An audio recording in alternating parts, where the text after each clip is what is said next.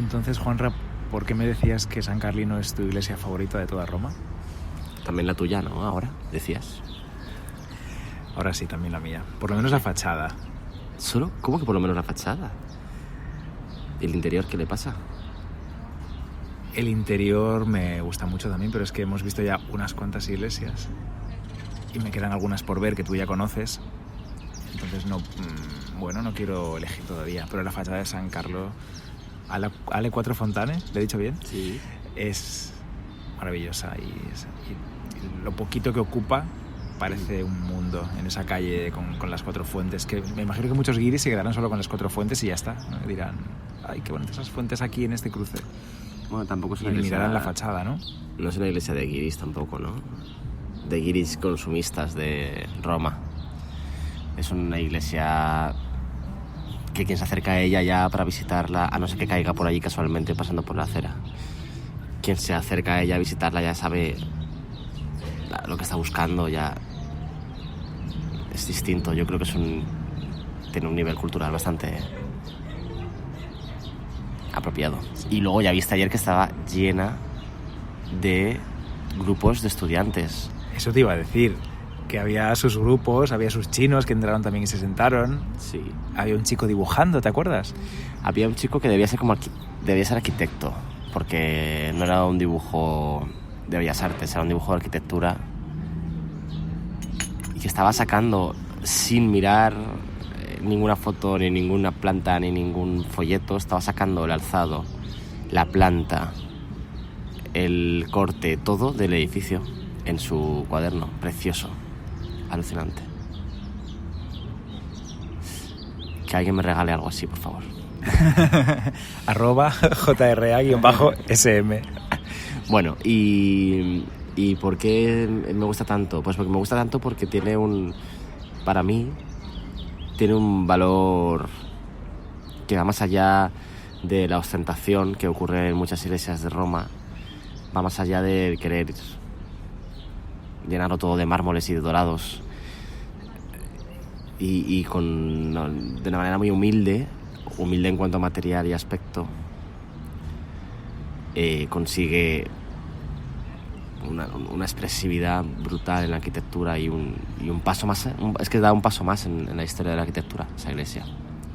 ¿Cómo es posible que esos materiales que me decías que no eran materiales nobles hayan llegado también hasta hoy?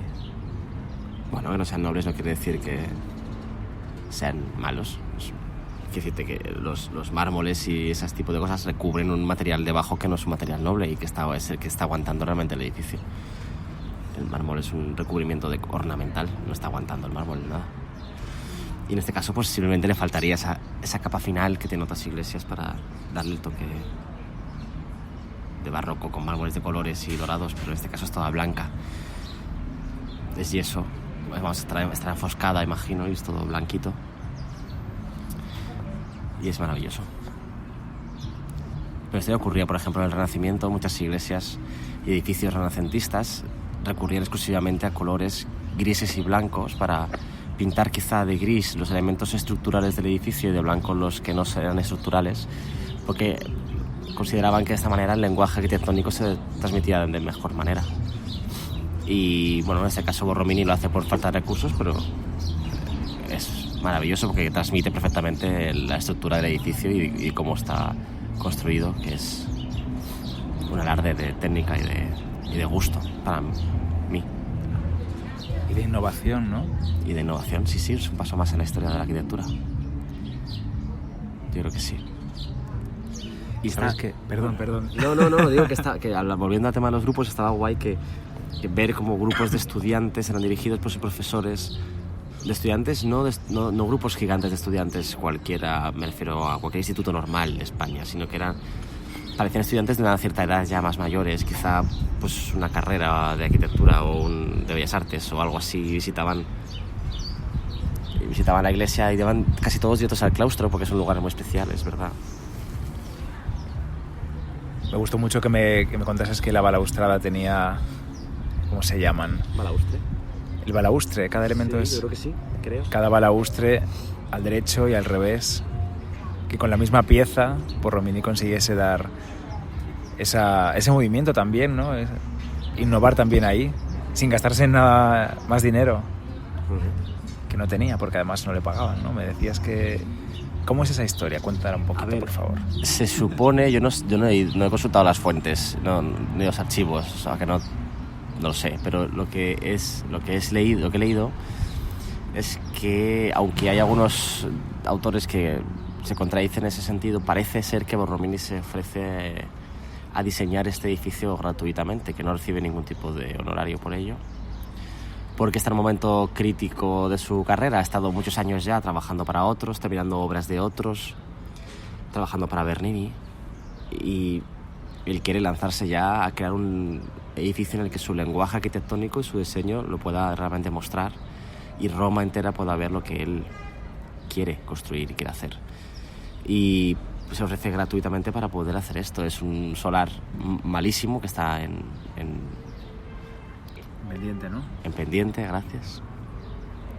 Un solar irregular. Debe construir una iglesia, una cripta, un edificio de... Hombre, sí, ¿dónde están los monjes? Un claustro, un convento. Un convento. Sí, que estaba al lado, me enseñaste el convento que estaba al lado. Sí, un claustro, todo esto junto en un espacio pequeñito y con muy poco dinero en cuanto para materiales y ese tipo de cosas. Entonces él aún así acepta todo esto, se ofrece para poder ofrecer y diseñar y crear en Roma algo de lo que él quería hacer. Le supone esta obra su visibilidad, y que familias nobles de Roma, no quizá de primerísimo orden, no familias papables en ese momento, pero sí familias importantísimas, nobles de Roma, le encargan sus villas o sus cosas. Y está muy bien. Pero bueno... Esto de San Carlino es por lo pequeñito que es, ¿no? El San Carlo es San Carlino porque se metían con ella por el tamaño, o que se metían con Borromini, ¿no? Perdón, es que acabamos de comer y es la hora esta de la modorrita.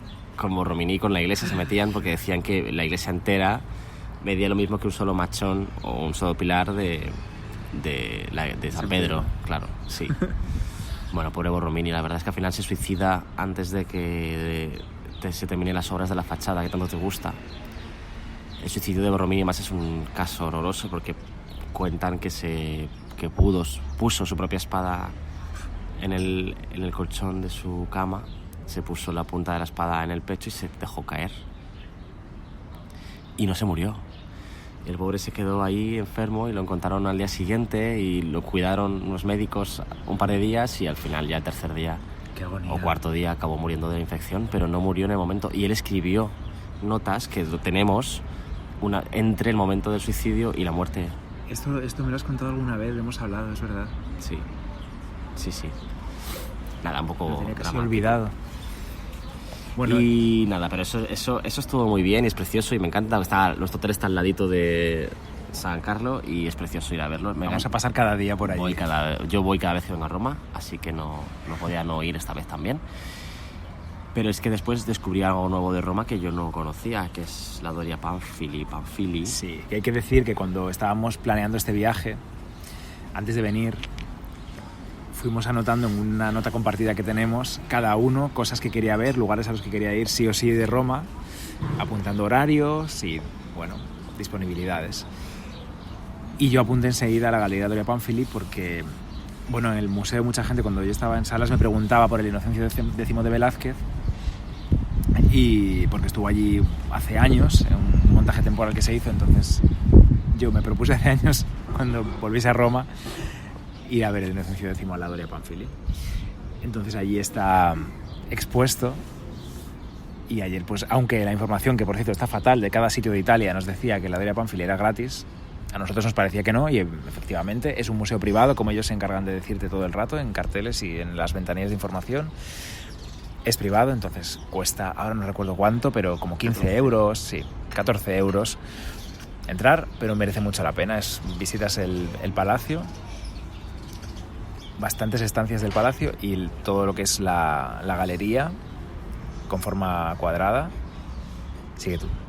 ¿Me estás mirando raro? La colección de arte, básicamente. Sí, la colección de arte de las dos familias, la Doria y la Pamphili. Que incluye un montón de obras, que fue muy divertido porque, cuando tienes el ojo mínimamente entrenado para ver obras de arte, enseguida te chirrían los nombres que tienen puestos en las cartelas como autores de las obras y las obras en sí. Hay algunas que es divertido jugar a saber realmente de quién es, porque desde luego del nombre que colga en la pared no es.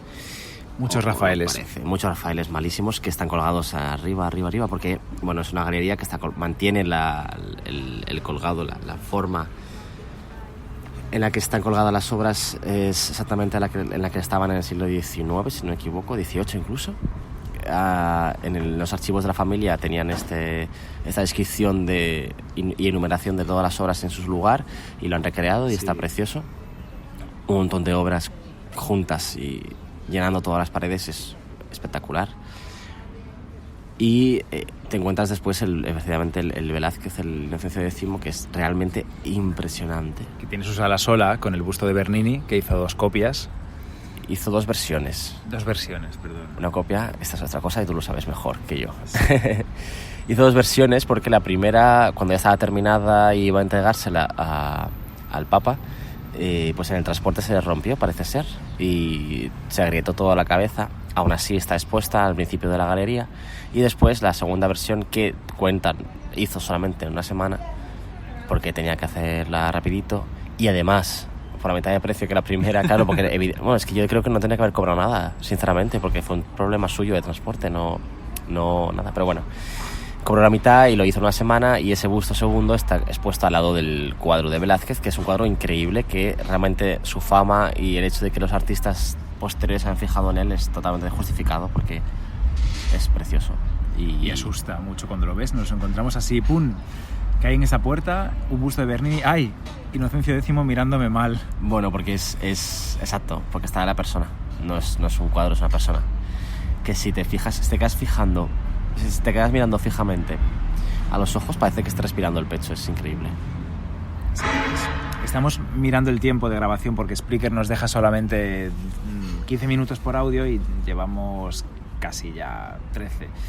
Así que nos quedan 2 minutos y medio, más o menos, para contaros muchas cosas, así que yo creo que vamos a dejarlo donde podamos y luego grabaremos otro audio. Vamos a terminar la Doria Pamphili, porque queda la sala más espectacular. Cuéntala. Bueno, es una sala que está casi a la salida ya. Pasamos de largo unos paisajes que había de Claudio de Lorena, etcétera, de Poussin, en los que vamos a entrar. Y entonces llegamos a la sala. ¿Cómo se llamaba? Aldo Brandini. ¿Puede ser? ¿Sala Aldo Brandini? Sí. Creo que sí. Maravillosa, con los 3 Caravaggios de la Doria Pamphili, un Ribera, un San Jerónimo de Ribera, y un montón de escultura clásica colocada de una manera, bueno, pues preciosa, con unas sillas para sentarnos, y ahí estuvimos solos hasta que llegó la hora de irnos, yo creo hasta la hora de comer prácticamente. Cuenta tú sobre los Caravaggios, por favor. No, nada, que sí que estaban ahí colgados los 3, que eran bueno, además hay un Vasari precioso, un cuadro de un Vasari en un descendimiento de la cruz increíble, y otras muchas obras de arte, entre ellas efectivamente esos 3 Caravaggios que eran increíbles, espectaculares. Son 3 Caravaggios de la edad temprana, es la Madalena, el Descanso en la huida a Egipto y un San Juan Bautista, los 3 de época temprana de Caravaggio, cuando todavía está viviendo con el Cardenal del Monte, que se merece, por cierto, este cardenal un audio aparte. Tenemos una idea para un libro, atención. Ahora sería Netflix. Pero es que llamadnos. No vamos a contar, aquí no se va a contar la historia para Netflix porque nos la quitan. Queremos ser los Juan Rivers. Bueno, y el caso es que sí, que los Caravaggios eran de cuando todavía vivía y trabajaba, su mecenas principal era el del Monte, y son muy bonitos realmente. Como siempre, no faltos de realidad, como una imagen, bueno, la cara de una prostituta, me decía, seguramente es María Magdalena, y también es la Virgen en la huida de Egipto. Tiene la misma, bueno, una cara muy parecida en las dos. Sí, lo que decía, no falta de escándalo, porque efectivamente ha utilizado el modelo de la Virgen, había utilizado una prostituta de la ciudad, de Roma. Y efectivamente es exactamente igual que el cuerpo de la Madalena que utiliza en ese otro cuadro. Están comprados a la vez, muy inteligentemente por parte de la familia, y colgaditos allí, preciosos. Buena tarde. Chao.